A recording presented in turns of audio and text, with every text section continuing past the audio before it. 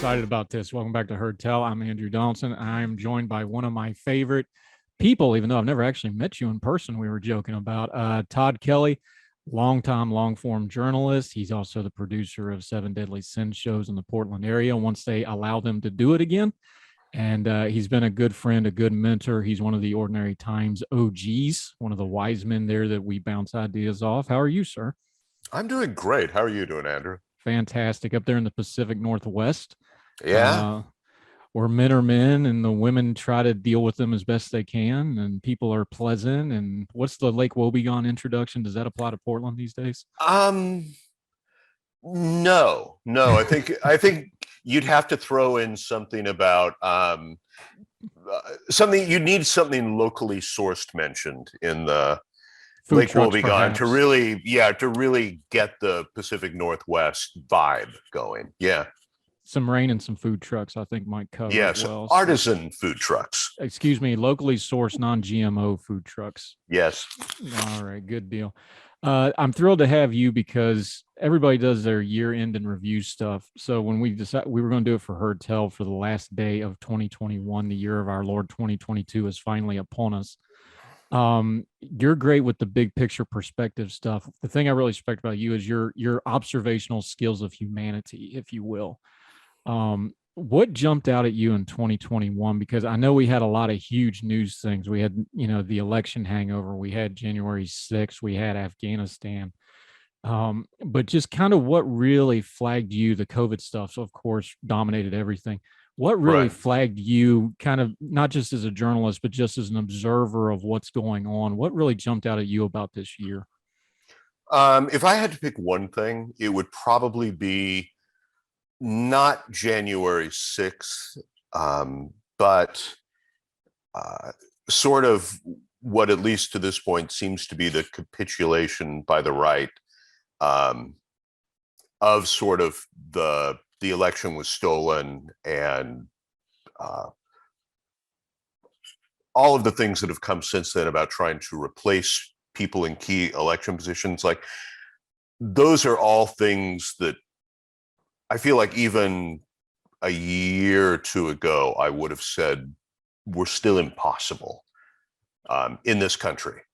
Um, and and I don't know that they've all made the biggest headlines so far, but those seem to me to be the most unusual and significant things that I've seen this year. I kind of go from the angle of when we have a crisis, crisis always reveals things. And I Mm. think the dual track of the COVID stuff, a contentious election, we have some of the, even though the economy is not really bad, that's not the right way to say it, but there's been economic ripples like the supply chain stuff, that sort of thing, labor shortages. I think we've had a confluence of events over this last year that, while not great, and it wasn't a great year for a lot of folks, I think it was a very telling year. I think it's a year of clarity on a lot of things. I think we found out a lot about what people really believe based on their actions. Think we found out a lot about how our reality is presented to us through news media and social media. I think we found out a lot about that. Do you feel that way? I think we actually, I know it was kind of painful and bad stuff, like the bad election stuff, the January 6th stuff, the COVID, the awful death toll of COVID is, of course, awful. I think how people reacted to this stuff was very, very telling to me. I think that's something I'm going to take out of this year. What about you? Um, Tell me just real quick, what do you mean by telling? Like, can you I, give I me an think example? I think I learned how people react to things because when you put somebody in a crisis, you Mhm. find out about them. You find out their character, how they view the world, like not what they say, what they really, really believe. If you look at something like January 6th, your reaction to that tells me a lot. If you look at something like the death toll of COVID, and whether you're emphatic to it or you recoil from it or whether Mhm. you try to minimalize it, that tells me a lot about you as a person. And I think some of our social media outlets, I think some of our writing outlets, I think some of our news media outlets on both sides, I think we learned a lot about them and how they dealt with these issues, especially, are we going to take this momentous event and just slam it into what we already believed? And then that's where we're going forward. I think I learned a lot about a lot of people this year from these events. Yeah, I would agree with that. and I think to a certain extent, I've also learned how little I know about so many people. Um, I'm genuinely unsure these days when I see, especially on social media, with people who like that's a big part of their career or their personal life is to sort of be a presence on social media. I used to feel like that group of people, I sort of knew who they were and what they stood for. And I don't know that I feel that confident about that anymore. And you still learn something about them through this, but I'm not. This is a conversation I have with a lot of people. I think with you as well online, that I don't know how much of it is things people believe or how much things people do just to get attention. And so I agree with you, but I feel less certain about where everybody stands now than I did before. Yeah, one of those things we're talking to Todd Kelly for her tell.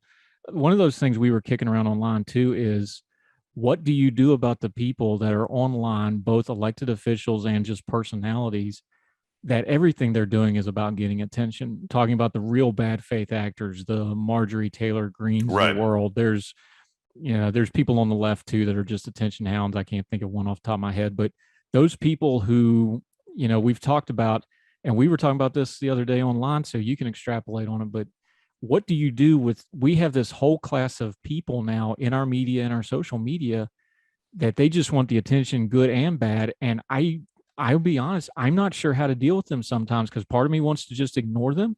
But at the same time, it's jello to the wall. Everything you do, it just spreads it. So what do we do about that?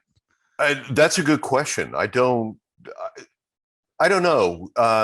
You take someone like Marjorie Taylor Greene, that every time that you react or outrage or you show people, man, look at this movement that she's building. Um, Even if you're approaching it in a negative fashion, like that helps her. But I think that if you ignore her, it's not like she's going to stop.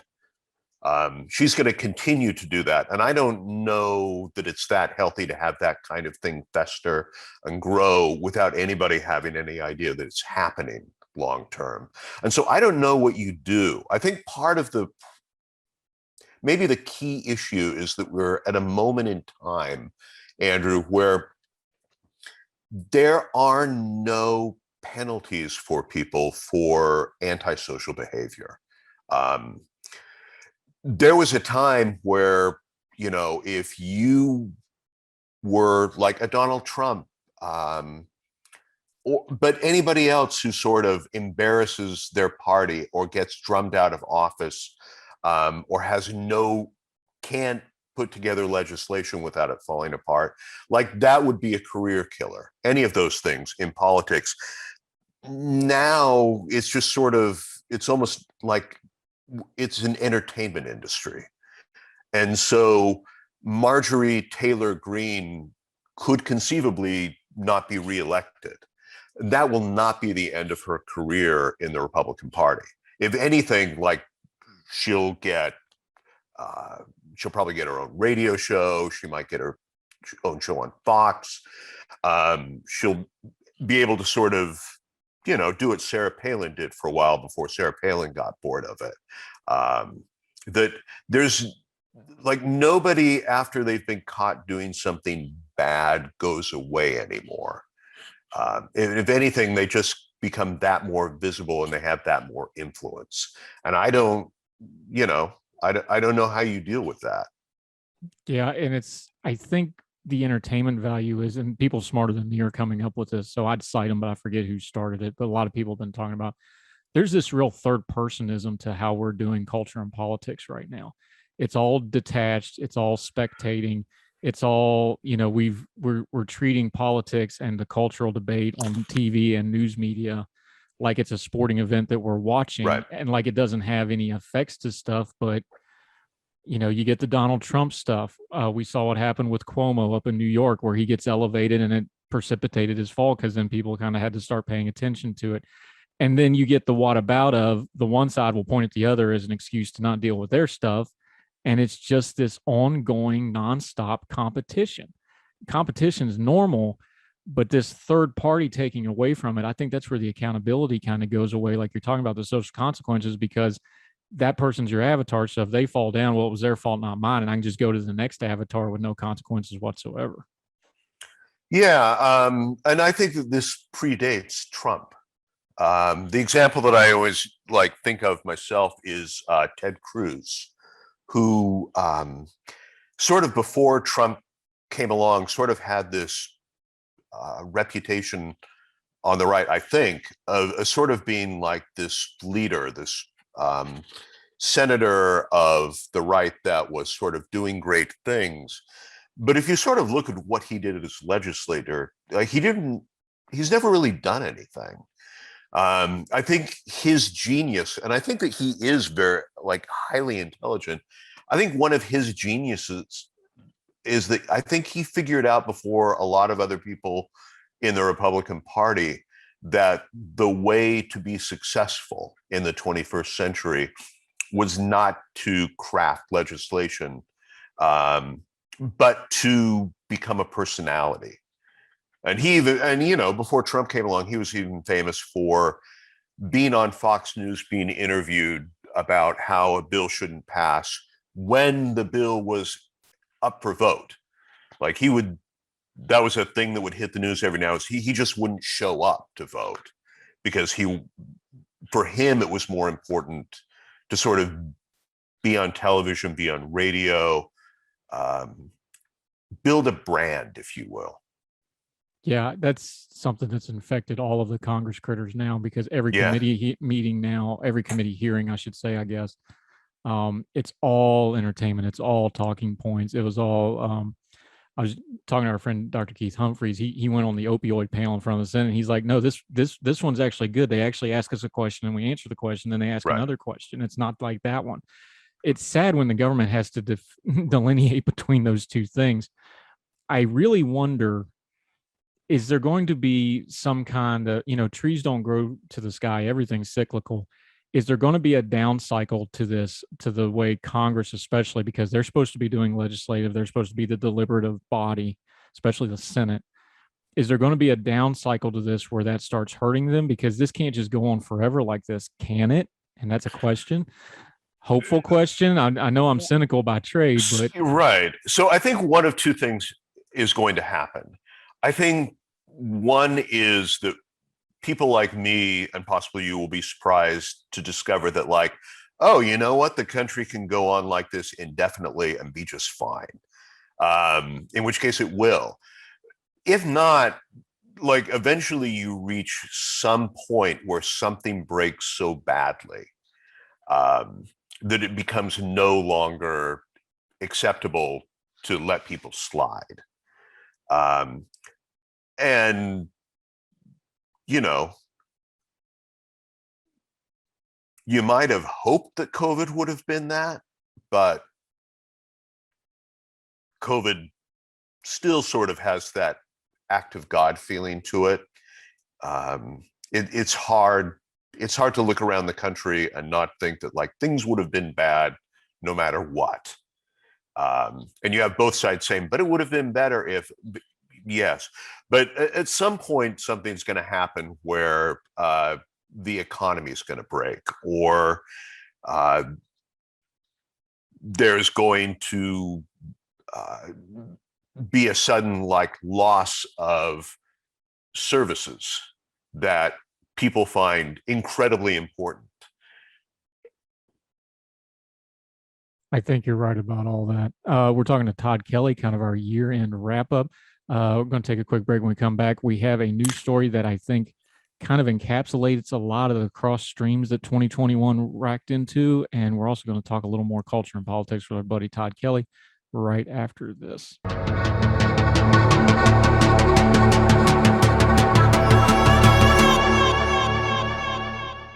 And back with Herd Tell Show, still talking to our buddy Todd Kelly, man of the world. observer of Of the humanity world. of the world from his perch high atop PD. Oh, I don't know what the elevation change in PDX is nowadays, but Yeah, it's like 500 feet. yeah, he's in the top left corner of the country. He's just lording Yeah. over all of us. Just looking down from the top corner. Yeah. Looking down on a world that is looking down on me.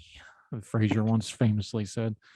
Um, the leading trending story for Washington Post yesterday was a rehash of something that happened earlier this year. And when we were trying to put together what we wanted to talk about as things this year, I think this story really was a confluence of a lot of different things and we can touch on. What it was back in September. It was recorded in June, but back in September, Ted Koppel, who of course is legendary for Nightline, he's now doing stuff with CBS, went to Mayberry, went to Mount Airy, North Carolina, and interviewed people in Mount Airy about what they thought about the current state of politics. And his whole angle on this was that people thought Andy Griffith was real, and these people think Andy Griffith, the TV show, was real, and that is affecting their politics. That was his premise. The viral portion of this was famously on the trolley, and he asked them about the election, and they get into the election was rigged, and we love Donald Trump. That's the part that went viral.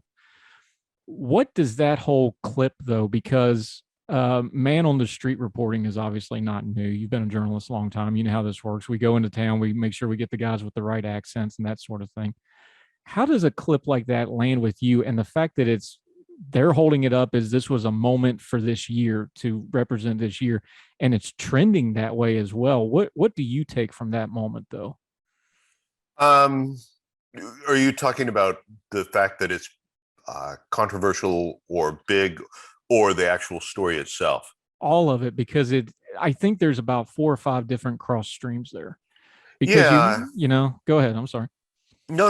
I mean, I look at the story in a number of different ways. And probably like the biggest thing is that you can't do a story of that length to try and deal with the topics that Koppel is trying to deal with. And so I don't understand why you do.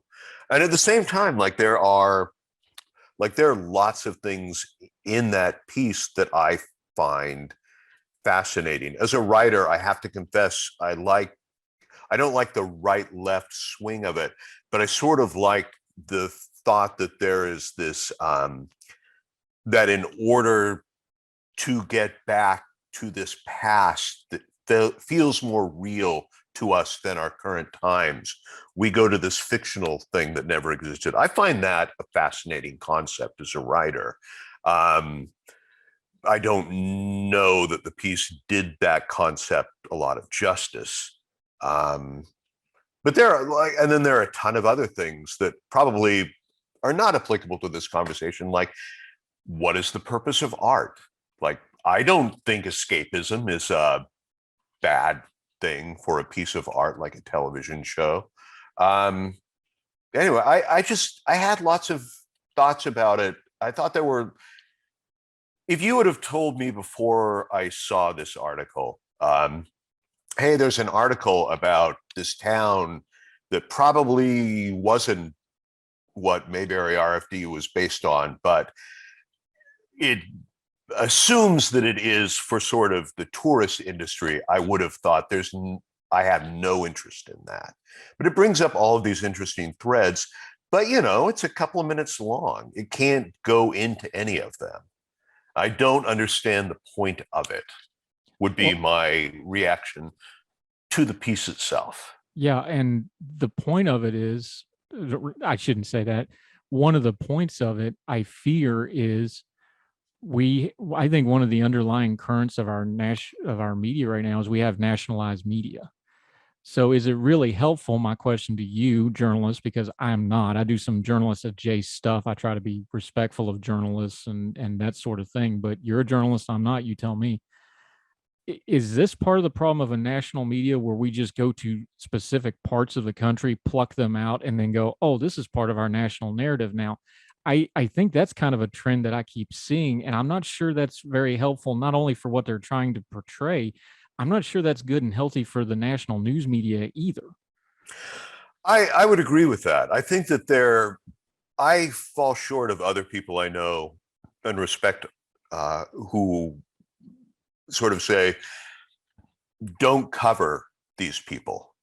That it's bad to cover these people and give them a voice. I stop well short of that, but I don't know how you do that kind of stuff regularly without going out and specifically finding a place that meets your understanding of what it is that you want to see.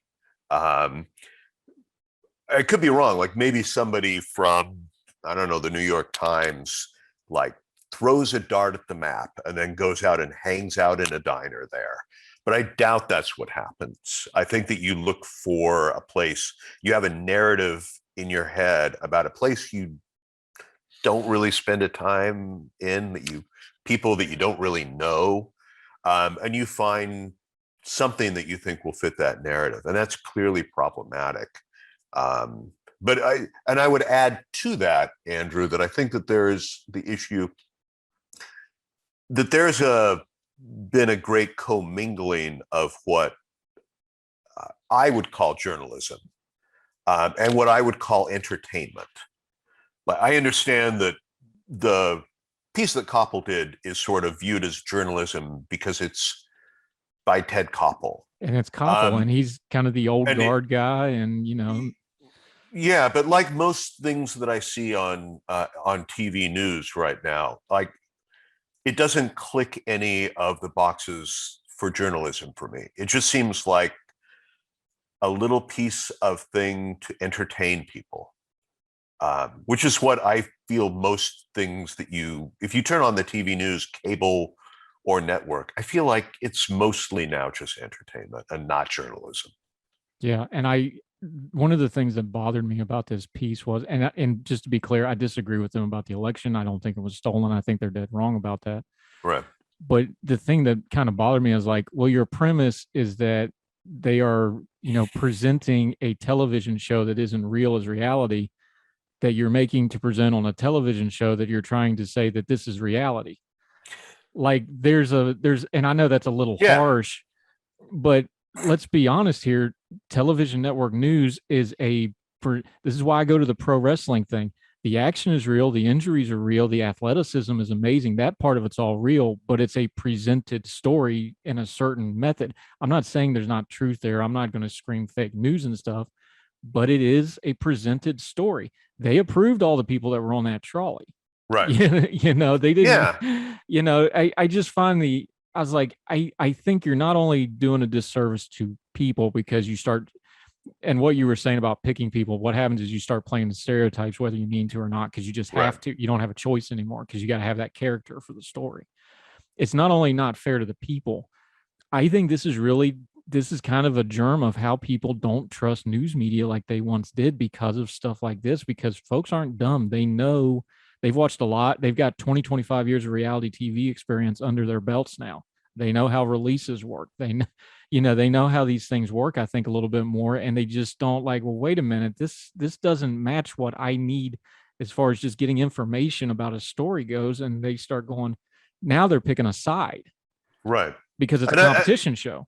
Yeah. And I think with this particular instance, I think people just know intuitively, like when they go as a tourist somewhere for something like Universal Studios or this town, or for people in California where I grew up, Vasquez Rocks, like where they did all of these, like there's this jump that if people are doing this, they must think that everything on those shows or movies was real. And I think you watch that and you just intuitively know, like, even if you don't do the calculating in your head, I think some part of your brain goes, I don't think that's why they're there.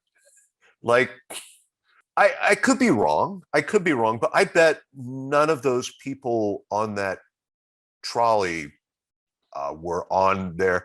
had this thing in their head going, Andy Griffith was real.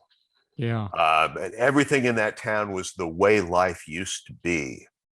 Like, I doubt very much that was the narrative they had in their head when they went there. No, I don't think so either. I think there's, And all due respect to Ted Koppel, because he's, when Yeah. you're when you're his age, I'm going to give you some slack because you are what you are. But there's just no way you can do that story without being condescending about it. Like, really? I mean, there might have been a better way to do it, but when you start with the premise of I'm going to go show these people who think a TV show is real, like you've already built it in. Like, no matter how Yeah. nice you are about it. Yeah. I mean, but I think in order to do that, it would have taken time and money. And you don't just jump on a trolley full of people and sort of pull them and find out things to that depth. Yeah. Anyway. Yeah. And nobody, and, once again, you don't get on TV by accident. That don't happen anymore because lawyers Right. are involved. So anyway, talking to our Todd Kelly, we're going to take one more quick break. And then I've got the one question that I really want to ask him above all others to finish out this last day of 2021. Do not be afraid. Now I'm excited. You'll be okay. You'll be fine. So quick break, right back with our Todd Kelly. Last few minutes of 2021 on Her Tell right after this. Back on Her Tell, finishing up with our friend Todd Kelly. Thank you so much for your time today, sir. I really appreciate it. Okay. So I get to ask a question I actually want to ask. I don't have to think about the show, but Okay. you know what my happy place online is because you follow me on Twitter. We are internet friends. You know what my absolute happiest place in the world is, and that's with Twitter Supper Club. Supper Club. Yeah. You are a founding member. You are a bedrock participant. You do amazing dinners and stuff, but you're also a writer at heart. So maybe you can articulate it better than me. Why has that taken off and gotten so popular? Because now it's trending every night. Somebody sent me, it shows up in the trending tab now. It's really cool. But I just think doing something so simple like taking a picture of your food and sharing it after a long day of arguing about politics is something I need personally just to not be insane. But people just, man, they respond to that. But you responded to it. It's just something I kind of started doing. You tell me what it means to you and use your writer brain to make it sound nice and poetic. I can tell you what it means to me. I'll also tell you why I think that people respond that way. I think for me, I like it because it gives me a challenge. I've loved cooking. I love learning about new ways to cook, new methods, doing new dishes. But one thing I've never been particularly good with is presentation. And I think the thought that I'm going to make this thing and then, wow, it turned out fantastic. But now I have to find some way to plate it, which I don't think I ever cared about before. And so that is, I think, why I started to try and get better at it. And now, it's a community, and I like sharing what I did that really worked. And, I love sharing what was an abject failure. I think that there's something fun about doing that as part of a larger community. And I would say that I think the reason why Twitter's Supper Club exploded is at this moment in time, I think you've created something that everybody can do in a way that is connective and supportive. And I see, and it's not just the, good food doesn't have political borders or culture war borders, although that's true. I think there's also, like, you see people wanting to get involved. They made a hot dog, or they've gone out to fast food, or they've gone out to dinner, and they've done, like, it doesn't have, like, there are people who will post things that just feel like, wow, that person knows what they're doing in the kitchen. But nothing about Twitter Supper Club feels like it's exclusively for those people. It feels like it commingles people on the entire spectrum of how people cook, how well they cook, how much they know. And it's wonderful. I love it. It's my favorite part of Twitter. It is mine too, and it's become that, and that's why I make a point to make sure I throw my bowl of Count Chocula on there every once in a while. I like, hey, I still eat them. Like, look, I can plate something up that could go in a magazine from time to time because I can cook a little bit, but hey, a lot of nights it's Little Caesars because, I'm a Right. harried parent and I don't want to deal with it. And $10 and I'm in and out and it shuts the kids up. There's days like that too.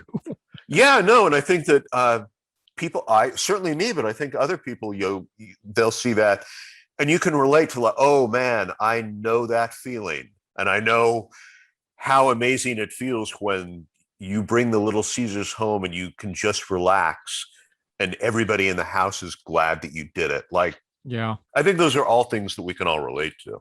Yeah, and I'll make a point of it every now and then. I'll be like, yeah, this is my bagel at the desk because I'm just too busy right now. Right. So, but I love, I started writing, not to get personal, but it's my show. Um, hey, I try to hold a standard. So every once in a while I can wax poetic. Yeah. I started writing to try to do something worthwhile and to try to actually make a difference. I didn't want to be Pollyannish about it, but I was like, look, I want to participate. So doing the politics stuff, you just lose that really fast just because of the nature of the beast, and especially doing the stuff with Ordinary Times where you're working with Right. other people all the time. You lose that fast, and you understand that better than most folks because you've been in that position. So to have that I know it's like, man, if I can just get to about 4:30, my whole feed's going to be full of food. I think those are one and the same. Like I can fight for my country. I can fight for democracy. Democracy's in danger is the big, kind of, but it always is. I can do all Mm-hmm. that stuff, but building community stuff is just as important as that stuff. Yeah. And I And think, and we lose that too fast, I think. So I want to make sure we do both. yeah, and an interesting thing about Twitter Supper Club is that people who clearly must think that I am the devil with my own political views, I think follow me because of Twitter Supper Club and interact with me.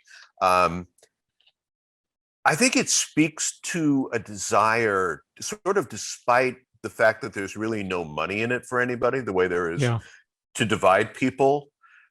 Even if like there's no way for forces to capitalize on that, I think it shows that there is a real desire for people out there.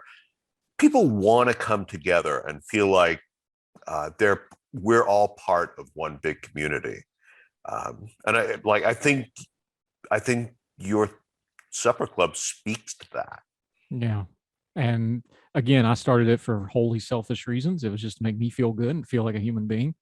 But uh I like that we connected a lot of other human. I get a kick out of it privately, um, especially somebody that's like a politician, and it's somebody that I know for a fact if we put them in a room, it would be hammer and tongs, because one of them is really very progressive political candidate or office holder, and then a super conservative person that wouldn't even give them the time of day, and Yeah. they're wanting the muffin recipe.